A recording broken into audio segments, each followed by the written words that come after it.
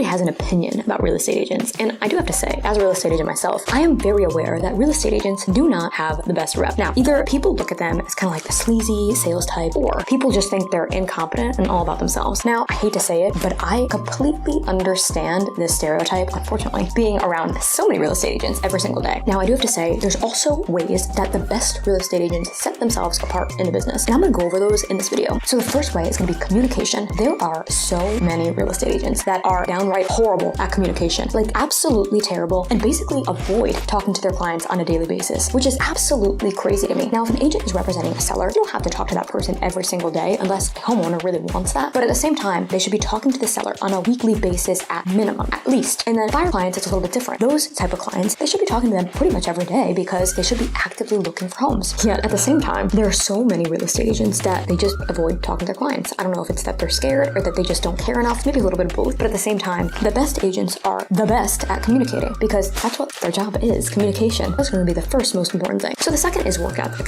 Now, I have to say, there are a ton of lazy real estate agents. Honestly, a ton probably doesn't do it justice because that's how many lazy real estate agents there are. I have to say that I did not work in real estate before technology, before the MLS, before the internet, in a time where real estate agents, kind of like in a time where real estate agents had a very different day-to-day because they had to sell homes differently than they do now. With these websites like Zillow, Realtor.com, just the MLS in general, with buyers able to look at homes online, real estate agents have gotten lazier. They think that they can just put a home online and just simply wait for people to show up and purchase the home. Now, I do have to say this could happen because of technology, but it's a horrible, horrible, horrible strategy for an agent. Where has the work ethic gone? People just want to do absolutely nothing and then get a paycheck at the end of the day, and it's absolutely insane to me. Another scenario I see very, very often is that agents have amazing, amazing work ethic when they first get started in the business. They're all about getting out there, getting their first couple sales, and then just building their business year after year. But as the years go on, they get a little comfortable. I mean, let's be real. This goes for really anything in life. People just get more comfortable as time goes on. But at the same time, they're forgetting that their clients don't care if they've worked in the business 30 days or 30 years. They still want the same level of service from those agents. So agents have to be there and show up for their clients and literally put in the work every single day, whether it's their first week on the job or 7 years on the job. It does not matter. So the third way is going to be putting their clients first in terms of money. So you're probably thinking, Lauren, what the heck do you even mean by this? I think everybody knows at this point that real estate agents get paid based solely off commission. A lot of people think that agents are greedy for commission and that they will do anything to get a commission. I do have to say, most agents are not like this, and they're people and they have a heart and they believe in putting their clients first. I hate to say it, but there are some agents who will not do the right thing when it comes to deals if it's going to earn them less money. If they can get a higher commission by misleading a client or by pushing a client in a different direction to get more money, they will do it. Now, I'm going to say this is a small percentage of agents, maybe less than 10%,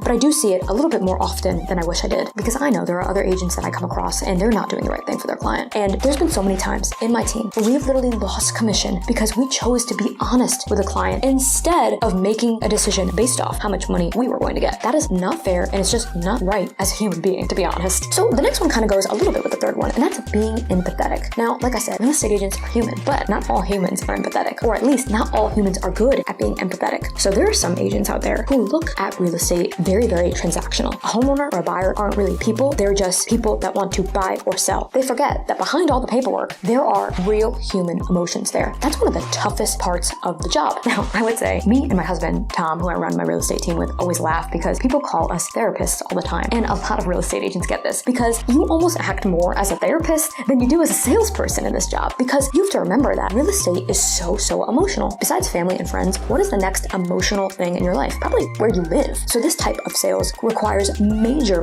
empathy. And yet there are some agents out there that just don't have this, which really does a disservice to their clients because they don't care about them as people. The last one is going to be getting creative. Now you might be thinking, all right, Lauren, well, what does creativity really have to do with real estate sales? So much. This kind of goes back to when I was saying that there are some agents who like to throw the home on the market and just wait for people to come to them. And then nothing is there but crickets because nothing is happening. Now, creativity solves that problem because with every agent basically doing the same exact thing and putting a home on the market and waiting, the agents that use creativity and come up with these unique strategies and ways to get homes in front of buyers will will win because no one else is doing that. 1% or less of agents are doing that. So when a buyer or seller is talking to an agent for the first time that they're planning on potentially working with, I don't think they really push or ask enough questions about how creative they are because they don't even think to ask that. One of my favorite questions, and if you watch some of the other videos, you might have heard me talk about this before, is that I want potential clients to ask me, what is the most creative way that you've sold a home? Because it might sound like a little bit of a tough question, but I think that you can learn so much about an agent by asking that, because how they respond will tell you everything you need to know. So I hope this helped you understand the 5 ways that agents need to be putting their clients first. And I would love to know which one out of all 5 of these do you agree with the most? As always, I just love hearing from you guys.